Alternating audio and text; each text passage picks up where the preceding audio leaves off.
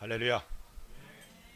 이 시간에도 성삼위일체 하나님께서 우리의 마음과 생각을, 영혼을 만져주시는 복된 시간 되기를 주의 이름으로 축원을 드립니다.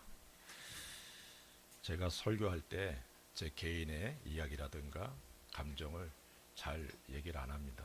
왜냐하면 말씀의 도구로서 제가 세움을 받았는데 잘못되면은 하나님의 말씀보다 내 개인의 감정이 더 드러나는 거 좀 염려되거든요.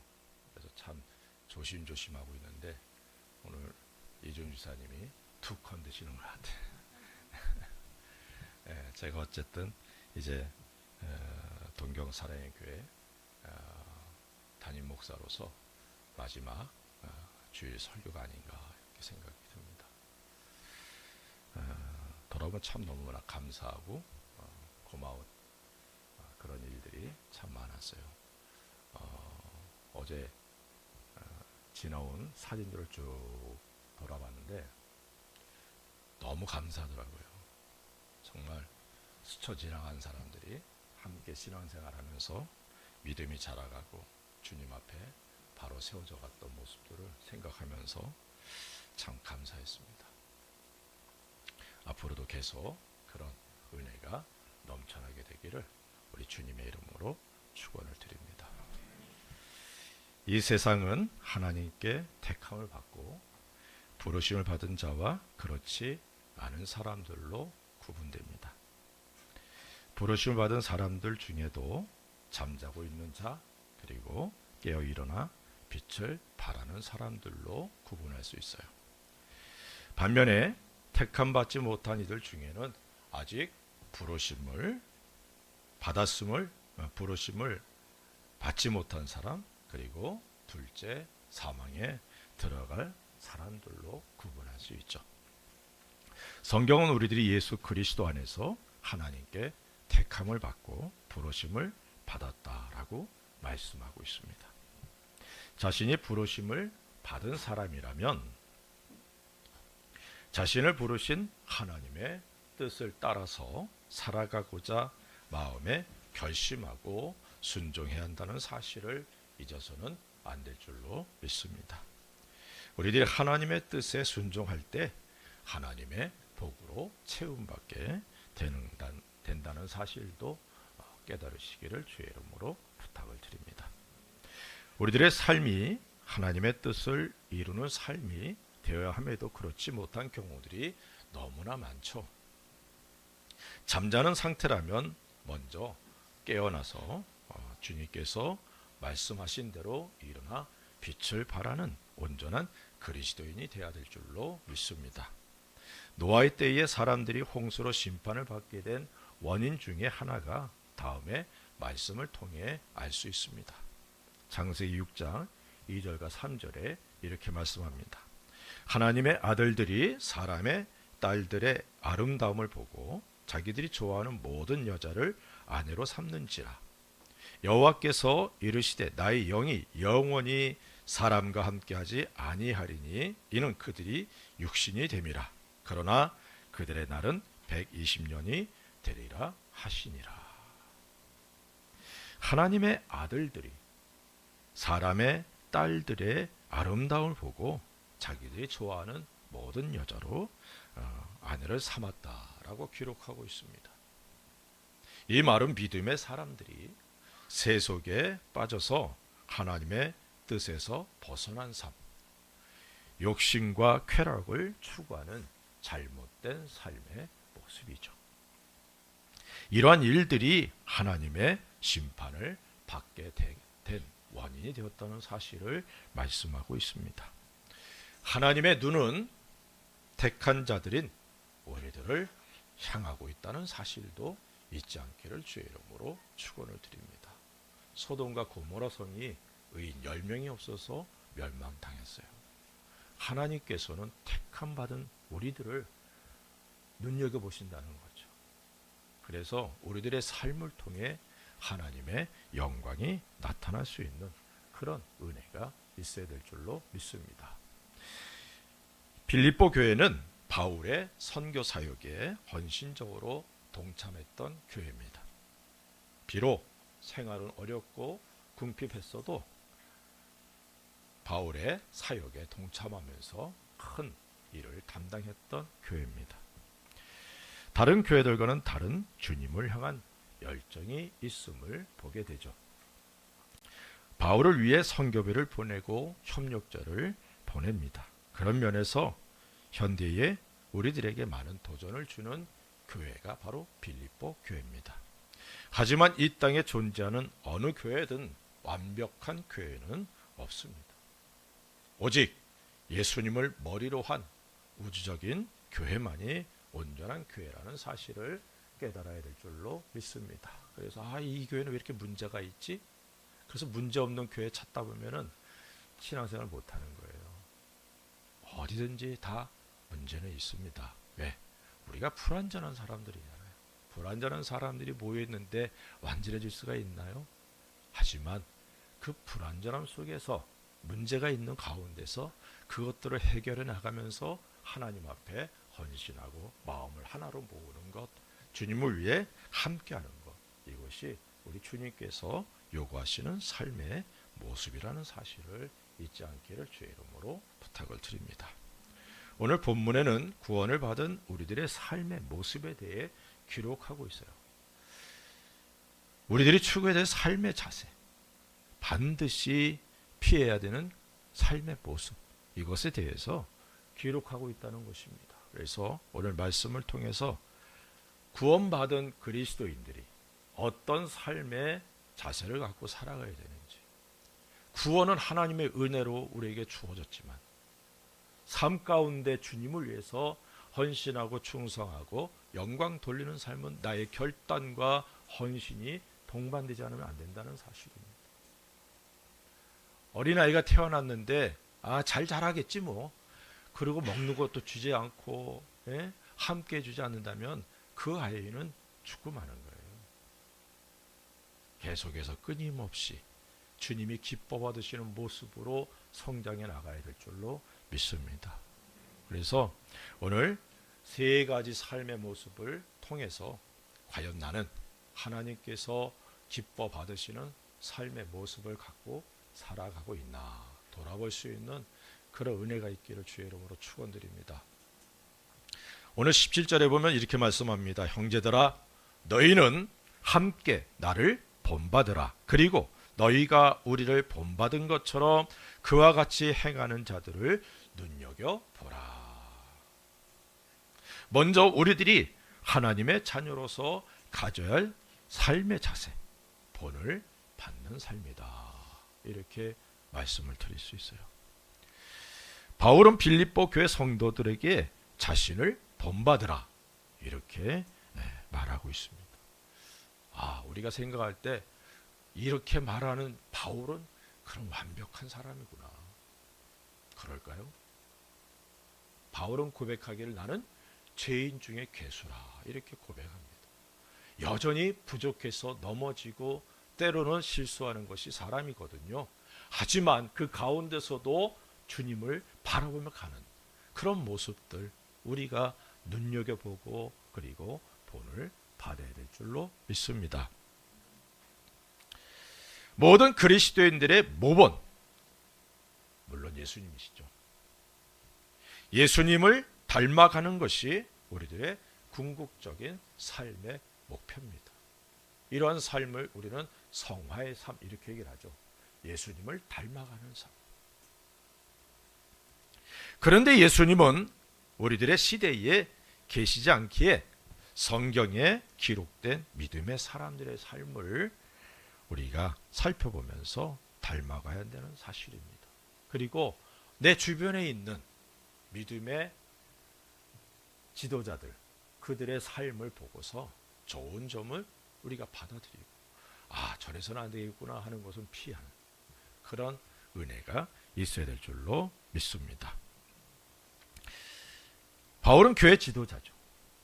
지도자로서 다른 지체들에게 모본이 되었다 이렇게 말하고 있습니다. 현대에도 가장 닮아가기 원하는 신앙인들 중에는 바울을 손꼽는 사람들이 많죠. 바울은 모든 그리스도인들의 모범이 되는 그러한 사람임에 분명합니다.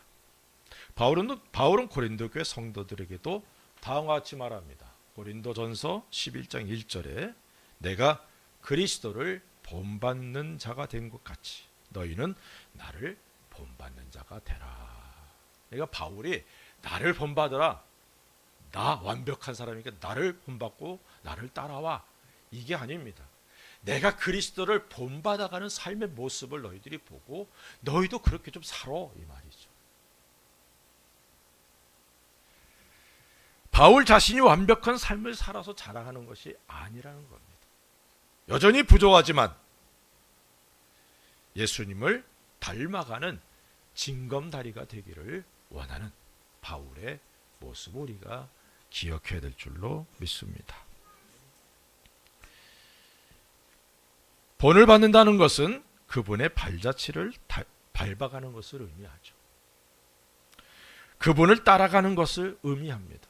예수님을 따라가고 예수님이 걸어간 길을 걸어가는 거예요. 그리고 그 길을 갔던 무수히 많은 우리의 믿음의 선배들의 모습을 우리가 본받아야 될 줄로 믿습니다. 그래서 바울을 본받는 것, 그것은 바울의 삶의 자취를 밟아가는 것이다 라고 말씀을 드릴 수 있죠. 그리고 예수님을 본받는 것은 예수님을 따라가는 것을 의미합니다. 주님은 다음과 같이 우리들에게 말씀하고 있어요. 마태복음 16장 24절에 이렇게 말씀합니다. 이에 예수께서 제자들에게 이르시되 누구든지 나를 따라오려거든 자기를 부인하고 자기 십자가를 지고 나를 따를 것이니라. 우리들의 궁극적인 모범은 예수님이신데 예수님을 닮아가기 위해서 가져야 될 세 가지 자세에 대해서 말씀하고 있어요. 첫째는 자기를 부인해라 이렇게 말씀합니다. 자기를 부인하는 삶. 이 모습도 예수님을 통해 볼 수 있죠. 예수님을 닮아가기 위해서는 자기를 부인하는 것이 가장 우선합니다. 예수님께서는 자신을 부인하셨어요.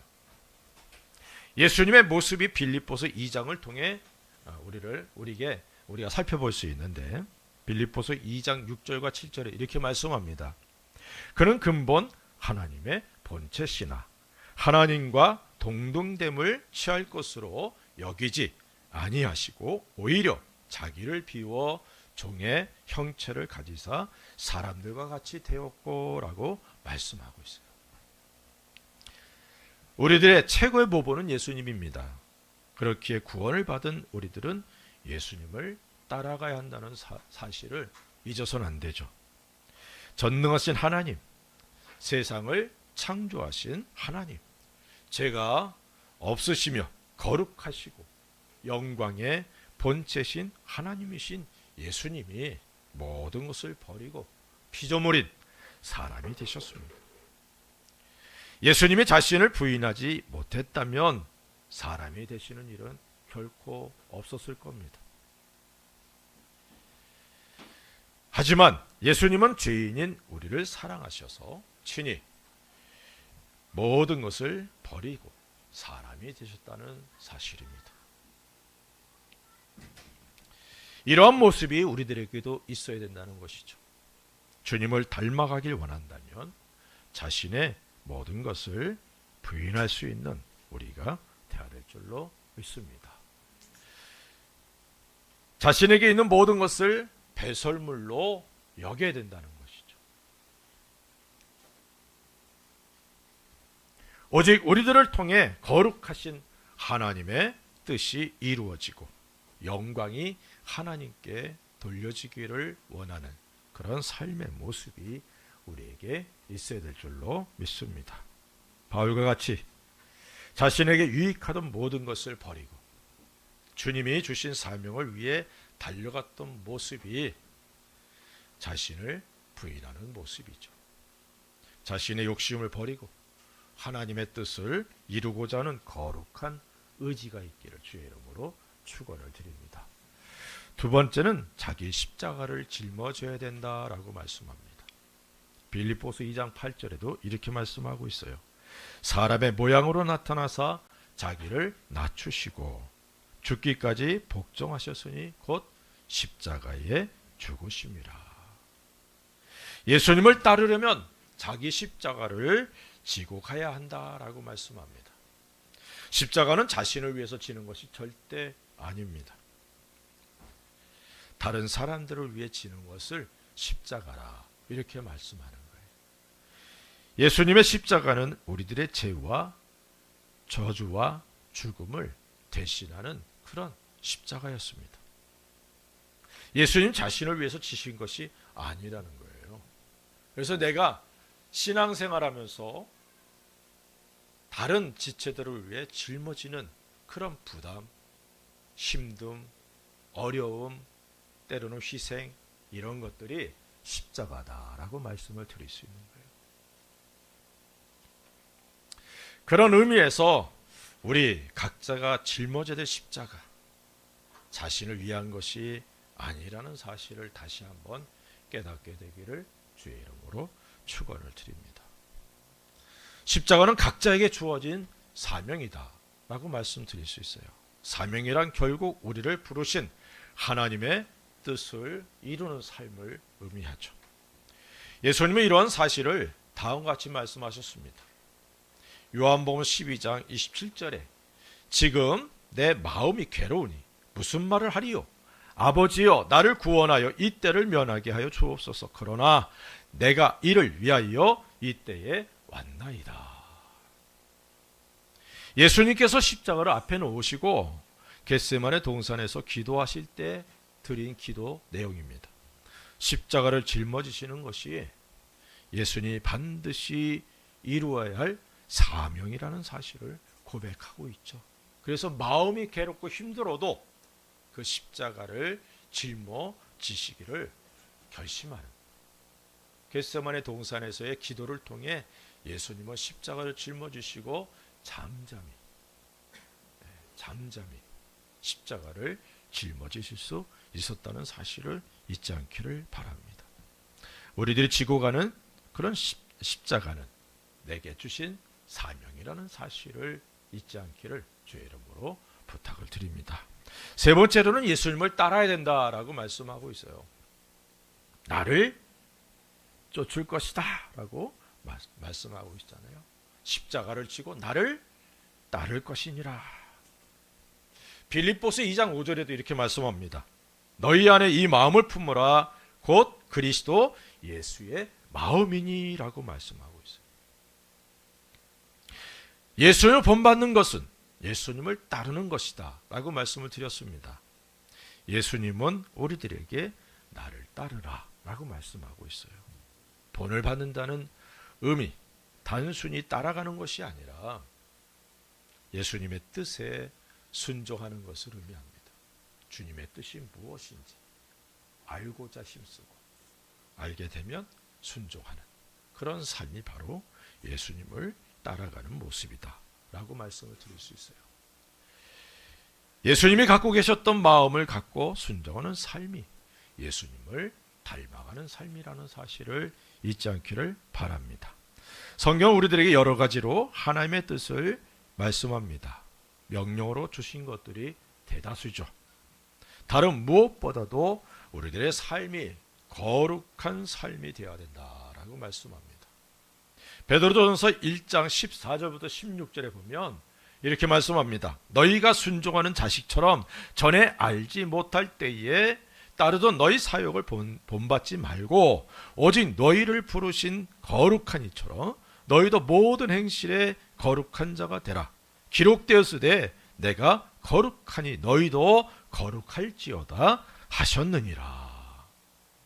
거듭난 우리들은 하나님 앞에 거룩한 사람이 되었다. 이렇게 말씀합니다.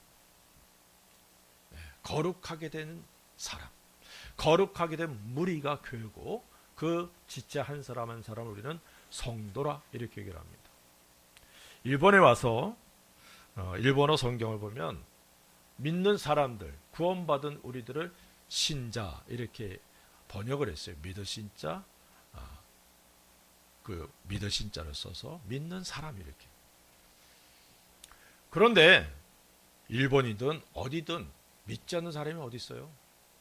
다 믿어요. 다 믿어요. 근데 믿음의 결과가 뭐냐 이 말이에요. 그것에 대해 성경은 이렇게 말씀하고 있는 거예요. 그리스도 예수 안에서 부르심을 받은 너희는 하나님 앞에 거룩한 자가 되었다. 이렇게 말하는 거예요. 그래서 성도라 이렇게 말하는 겁니다. 그래서 저는 신자라고 이렇게 안 하고 의도적으로 성도라 이렇게 번역을 해도 그렇게 번역을 해요. 내가 거룩해지기 위해서 애를 쓰고 시간을 투자해서 거룩하게 된 것이 아니라 예수님이 우리에게 그 거룩한 옷을 입혀주신 거예요. 믿습니까? 그래서 내가 거룩한 줄 하나님 말씀하시기를 내가 거룩한 줄 너희도 거룩해라. 우리가 아무리 발버둥 쳐도 하나님의 거룩을 어떻게 우리가 닮아갈 수 있겠어요? 원래 죄인인데. 그런데 예수님을 통해 우리의 죄가 용서받고 하나님 앞에 거룩한 자가 되었어요. 그래서 이 거룩한 삶을 우리가 계속 유지하기 위해서 경건의 삶을 우리가 그래서 살아가고자 하는 거예요.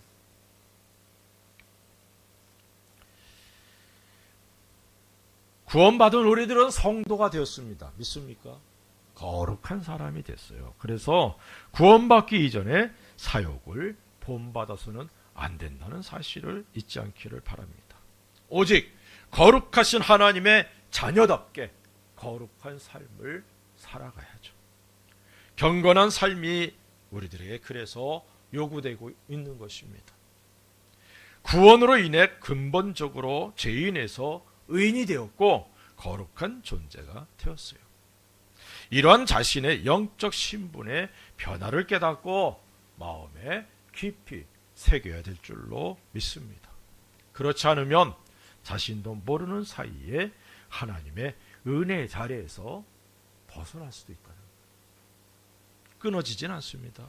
구원받은 사람은 주님과의 관계가 멀어질 수가 있어요.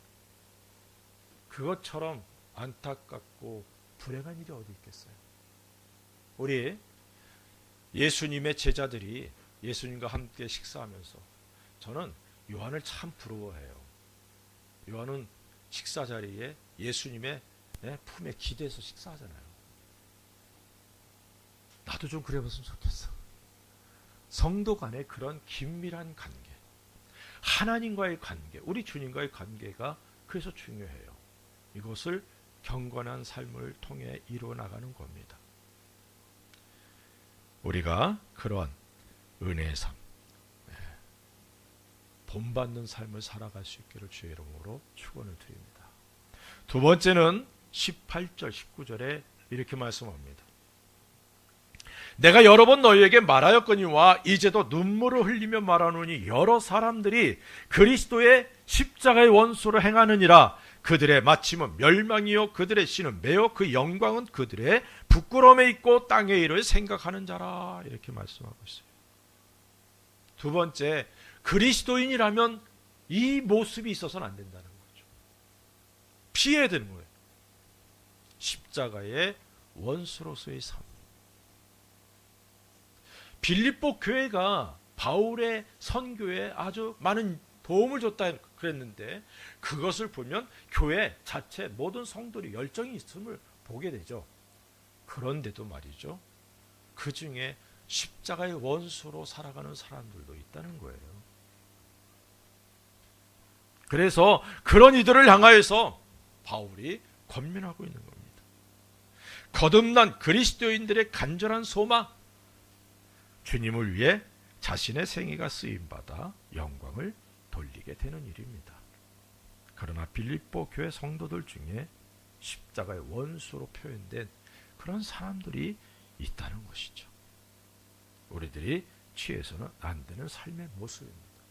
그런 십자가의 원수로 살아가는 사람들의 삶의 모습은 어떠냐?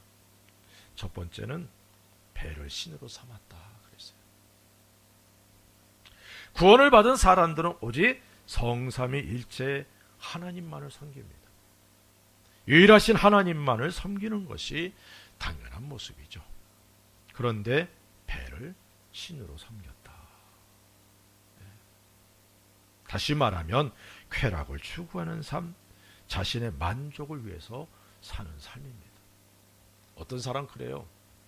우리가 왜 사냐? 먹기 위해서 살지. 그런가요? 네. 먹는 것은 살아가는 삶의 원동력, 에너지를 취하는 것이죠. 먹는 것 자체가 목적이 아닙니다. 네. 그래서 우리 그리스도인들은 그것을 상기하기 위해서 때로는 정하고 금식 기도도 하지 않아요? 그죠? 왜요? 먹는 게 주가 아니라 내게 주신 하나님의 뜻을 이루는 것이 나의 삶의 목표야 라는 것을 점검하는 시간이다 라고 말씀을 드릴 수 있어요.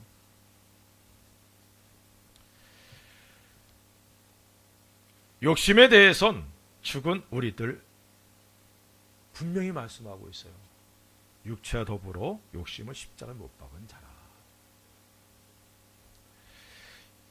그런 우리들인데 배를 위해서 살아가서는 안 된다는 겁니다. 배를 위해 살아간다는 것은 자신의 욕심을 따라 살아가는 삶을 의미하죠. 사람이기에 어느 정도 욕심이 있을 수 있습니다. 하지만 거듭난 사람으로서 욕심을 따라 살아서는 안 됩니다. 하나님께서 요구하시는 그런 삶, 기본적인 욕구 이외에 자신의 이익을 구하여 다른 이들을 해롭게 하거나 상처를 주고 그리고 다른 이들의 것을 착취하는 행위들이 우리에게 있어서는 안 된다는 것이죠. 거듭난 우리들은 다른 사람들의 유익을 위해 존재한다는 사실을 잊지 않기를 바랍니다. 사랑은 자기의 유익을 구하지 아니하며. 분명히 말씀하고 있죠. 그리스도인들은 다른 사람의 유익을 구하는 삶을 살아야 됩니다. 그리스도인들은 배를 시대로 삼아서는 안 된다라고 말씀하고 있음을 기억하시기 바랍니다. 성경은 예수님을 비롯한 믿음의 사람들이 금식하거나 단식하는 그런 기도의 모습들을 보여주죠. 다니엘은 세일에 금식 기도, 단식 기도를 했습니다. 기간을 정해놓고 절제하면서 하나님의 은혜를 구하는 것이 우리들에게도 필요합니다. 배를 신으로 삼아서는 안 됩니다. 오직 주님을 온전히 섬기고 주님의 뜻을 이루어 나가는 삶이 돼야 한다는 사실을 마음에 새길 수 있기를 바랍니다. 두 번째는 부끄러운 삶이다 이렇게 말씀하고 있어요. 십자가의 원수로 살아가는 삶은 부끄러운 삶이다 라고 말씀하고 있습니다. 주님의 영광을 위해 살아가야 될 사람들의 삶의 모습이 부끄러운 모습이 되어서는 안 된다는 것이죠. 그래서 많은 그리스도인들이 거듭났음에도 불구하고 내가 그리스도인입니다 라고 드러내지 못하는 삶을 살아가는 사람들이 참 많아요. 특별히 일본엔 더 그래요. 그래서 제가 아는 집사님이 고민을 하더라고요. 그래서 제가 그랬어요. 우선 회사에 내가 그리스도인이라는 것을 말해라. 그러면 다른 사람들이 나를 보는 시각이 기대치가 있을 거 아닙니까? 그 기대치에 맞는 삶을 내가 살아가려고 몸부림치죠. 그래라고 그랬더니 그랬어요. 그랬더니 그 회사 내에 나도 그리스도인이에요 얘기하는 사람들이 한 명, 두 명 있더라는 거죠. 부끄러움을 우리가 여기면서 살아가서는 안 된다는 사실을 기억하시기 바랍니다. 우상을 만들어 섬기는 것이 부끄러움이다라고 말씀하고 있어요. 이사야 45장 16절에 우상을 만드는 자는 부끄러움을 당하며 욕을 받아 다 함께 수욕 중에 들어갈 것이니라. 이스라엘 백성이 하나님을 떠나 우상을 만들어 섬기는 것이 하나님 앞에 부끄러운 일이었습니다. 마찬가지로 배를 신으로 섬기는 것이 하나님 앞에서 부끄러운 모습이죠. 십자가의 원수로 살아가는 사람들의 삶은 하나님을 떠난 하나님과 멀어진 삶이었기 때문에 부끄러운 모습을 갖고 살아가는 겁니다. 세 번째로는 그들은 땅의 일을 생각한다 이렇게 말씀하고 있어요. 비록 구원을 받았지만 여전히 옛사람의 모습으로 살아가는 것을 의미합니다. 분명히 거듭나서 새 사람이 되었음에도 하나님의 기준과 명령을 무시하고 자신이 기준이 되어 살아가는 삶이라는 것이죠. 거듭나고 구원을 받은 이후에 말씀을 들으면서 우리들 속에 갈등이 일어납니다. 이것도 왜 하지 말아야 돼? 뭐 성경은 하지 말라는 말이 왜 이렇게 많어? 그러면서 아니야, 이거는 너무 옛날 얘기 아니야? 이렇게 생각할 수 있어요. 그런데 그 모습이 구원받기 이전의 모습들이니까, 우리의 삶이 하나님께서 기뻐받는 삶이 되기를 원하니까, 그래서 자꾸 그 삶 자체를 변화시켜 가기를 원하는 거죠.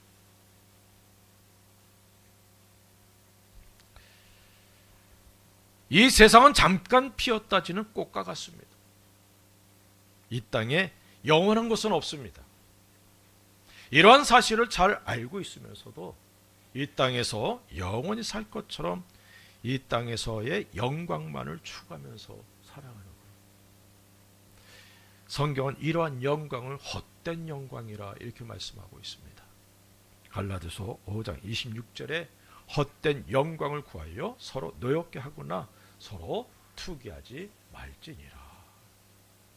사람들에게서 얻고자 하는 영광, 자신의 이름을 높이고자 하는 모든 행위들이 하나님 앞에서 아무 의미가 없다는 사실을 깨닫게 되기를 바랍니다. 비록 이 땅에서는 무명한 자 같아도 우리 주님 앞에서 영광을 얻는 삶이 올바른 믿음의 사람들의 삶이다라고 말씀을 드릴 수 있습니다. 부지런히 옛사람의 모습들을 벗어버리고 새 사람으로 가득 채울 수 있는 온전한 하나님의 사람들, 성도로서의 삶을 살아가는 우리들이 될 수 있기를 주의 이름으로 축원을 드립니다. 저는 이 경건의 삶에 대해서 말씀을 전할 때마다 떠오르는 그런 하나의 그 형상이 있는데, 제가 어릴 때 바둑을 배웠어요. 그것도 이제 그 먼 친척 형한테 배웠는데, 그분이 아마 2급인가 그 정도 됐어요. 이거 상당히 잘 두는 편이죠. 처음에 바둑을 두는데 꼭지점마다 다 났어. 그러니까 열 몇 개를 났어요. 그래도 판판 지는 거예요. 그래서 그렇게 계속 하다 보니까 이렇게 해야지 연결되고 이렇게 해야지 집을 짓고 알게 되는 거죠. 그래서 연속 2번을 이기면 한 점씩 이제 떼는 거예요. 처음에는 까만 점만 있었는데 실력이 좋은 그 형은 점점 그 까만 걸 다 잡아먹더라고요. 우리의 삶이 이 검정색으로 가득한 것 같아도 구원을 받은 그 순간부터 빛의 자녀인 우리들이 어둠을 걷어내야 되는 겁니다. 우리의 삶 속에, 내 속에 있는, 내 성품 속에 있는, 내 삶 속에 있는 어둠을 없애버리는, 이걸 경건의 삶이다, 이렇게 말씀을 드릴 수 있어요. 우리 그런 은혜의 삶을 살아갈 수 있기를 주의 이름으로 축원을 드립니다. 십자가의 원수로 살아가는 사람들의 결과 멸망이다 라고 말씀하고 있습니다.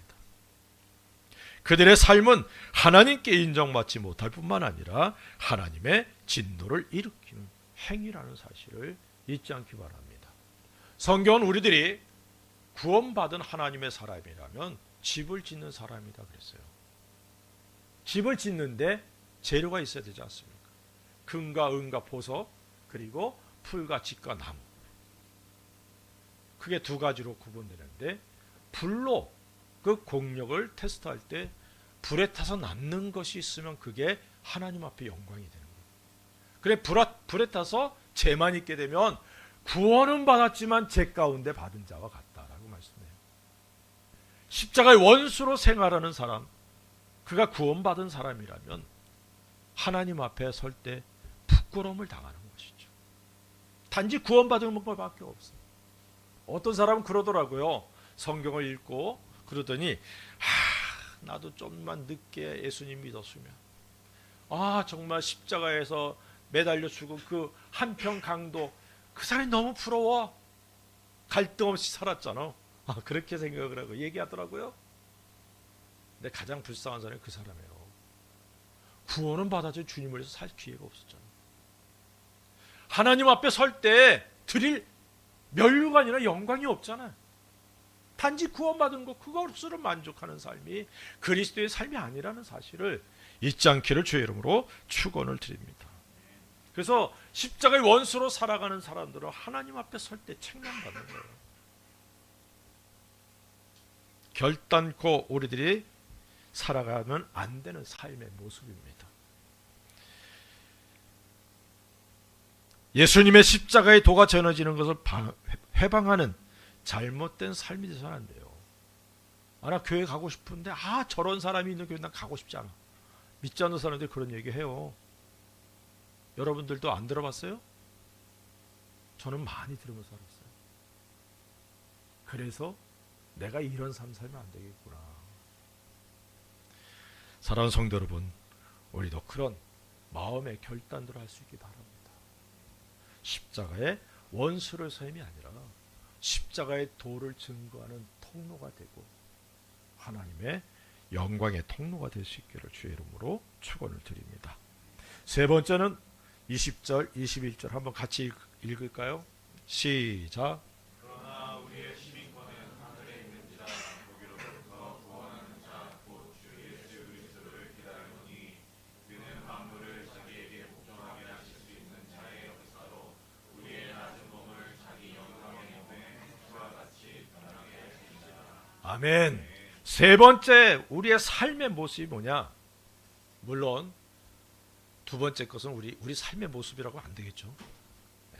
여기서는 천국 시민권을 가진 자의 삶입니다. 우리들 믿음의 선배들과 예수님을 본받아야 된다. 우리들이 이렇게 말씀했어요. 십자가의 원수로서의 삶을 살아서는 안 되는 분명한 이유가 여기 있는 것입니다. 첫째로 우린 하늘의 시민권을 가진 사람들이에요. 믿습니까? 우리의 시민권은 하늘에 있는지라. 천국 시민이에요. 전에는 우리들이 땅에 속해 있었습니다. 죄를 범하여 하나님의 저주를 받은 사람으로 인해서 땅도 저주를 받았죠. 땅에 속한 사람이란 하나님의 저주에서 벗어나지 못한 상태를 의미합니다. 그런데 이제는 예수 그리스도 안에서 하늘에 속한 자가 되었어요. 하나님의 자녀로서 하나님의 나라를 상속받게 되었습니다. 성경은 우리들에 대해 다음과 같이 말씀하고 있습니다. 에베소서 2장 6절에 또 함께 일으키사 그리스도 예수 안에서 함께 하늘에 앉히시니. 우리가 비록 지금 이 땅에 있지만 우리의 신분은 예수 그리스도와 함께 하늘에 앉은 자라는 사실입니다. 하늘에 속한 사람이에요. 이 사실을 우리가 잊어서는 안 된다는 것입니다. 하늘의 시민권을 가진 자는 하나님의 절대적인 보호와 인도를 받게 되죠. 선한 목자이신 주님으로 인해 푸른 초장과 시냇물가로 인도해 주시는 것을 믿으시기 바랍니다. 하늘의 시민권을 가진 자로서 위의 것을 추구하고 위의 것만을 생각하라 라고 말씀하고 있음도 잊지 않기를 바랍니다. 두 번째로는 재림에 대한 소망이 있기 때문에 우리가 십자가의 원수로 살아가서는 안 된다는 거예요. 천국 시민권을 가진 사람답게 살자는 말이죠. 우리들이 거하는 이 땅은 잠깐 있다가 떠나는 것입니다. 하늘의 시민권을 가진 사람으로서 천국이 우리들의 영원한 거처입니다. 우리들이 이 땅에서 주님을 위해 헌신하며 충성하는 이유가 예수님께서 우리들을 맞이하기 위해서 다시 오신다는 소망이 있기 때문입니다. 믿습니까? 주님은 다시 오신다라고 말씀하셨어요.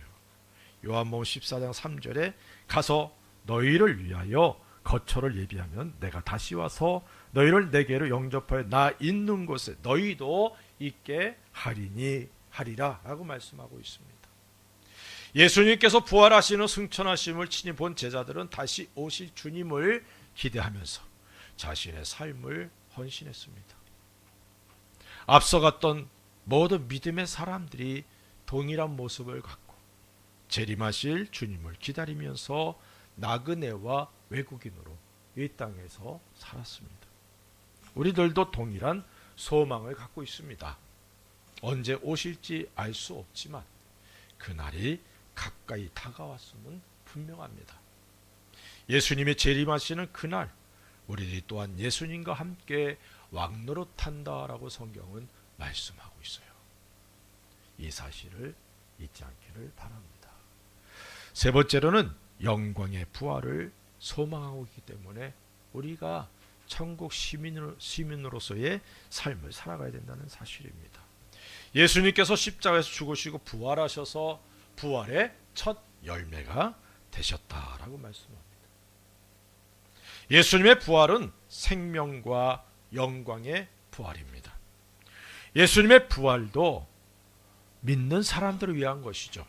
예수님이 죽으시고 부활하실 이유가 아무것도 없잖아요. 오직 택함 받은 나를 위해서 예수님이 십자가에 죽으시고 부활하신 것입니다. 그것도 영원한 생명과 영광을 우리에게 주시기를 원하셨기 때문에 우리들에게 이 부활의 영광을 보여주신 것이죠. 더 좋은 부활의 영광을 얻기 위해서 이 땅에서 예수님으로 인해 받아야 될 고난을 피하지 않고 고난의 길을 달려갔던 믿음의 선배들을 본받는 우리들이 될 수 있기를 바랍니다.